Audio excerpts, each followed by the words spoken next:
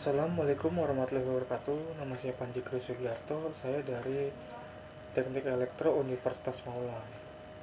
Kali ini saya akan menjalankan tugas pemrograman komputer ya. Dosennya Pak Abdurrahman. Untuk sesi kali ini yaitu tentang tapel. Tapel itu sebenarnya sama kayak list. Pengoperasinya sama kayak list, dimana kita membuat list atau nama-nama dalam suatu kelompok atau sebuah list lah. Namun perbedaannya itu ketika kita sudah membuat list dalam metode tapel ini itu nggak bisa dirubah lagi. Contohnya gini, ini kelompok 1 adalah jenis tapel, kelompok 2 itu jenisnya list ya. Nah, kita misalnya gini ya, sini saya udah buat nih. Misalnya kelompok 2 nih, ini kan kelompok 2 masuknya list. Nah, kelompok 2 ini kalau ini nih kelompok 2 di dalamnya ada apa aja sih? Kelompok 2 itu atau list itu bisa ditambahkan ini, bisa ditambahkan namanya append. Nah, misalnya saya mau nambahin nama Reno.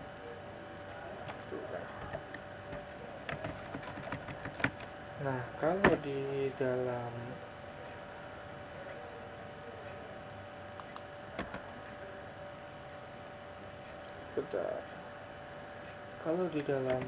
tapel itu gak bisa guys, gitu. Sebentar kita jalankan. Kalau di dalam tapel itu gak bisa, alias gak bisa ditambahin dalam ini ya. Kita P nya double, sorry. Nah, kalau ini kelompok 2 kan masih dalam kategori list ya, jadi bisa ditambahkan Reno. Nah, normalnya ini begini ya, nggak pakai Reno ya. Intinya nih kita ngeprint dulu ya,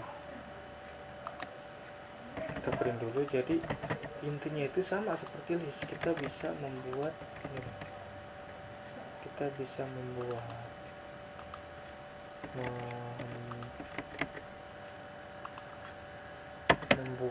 atau mengeprint atau mengkelompokkan ini. Kita bisa kelompok 2 ya, kita coba semua ini bisa. Bedanya itu nggak bisa dirubah atau ditambahkan. Nah itu ya, ini kelompok append kelompok 1.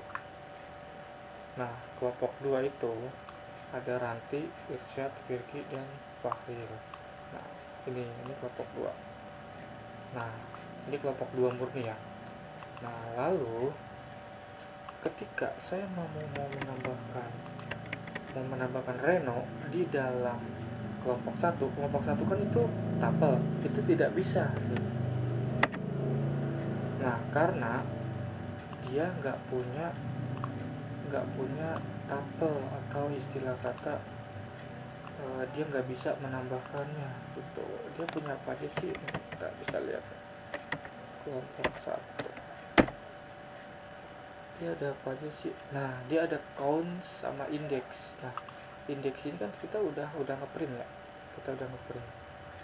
gitu.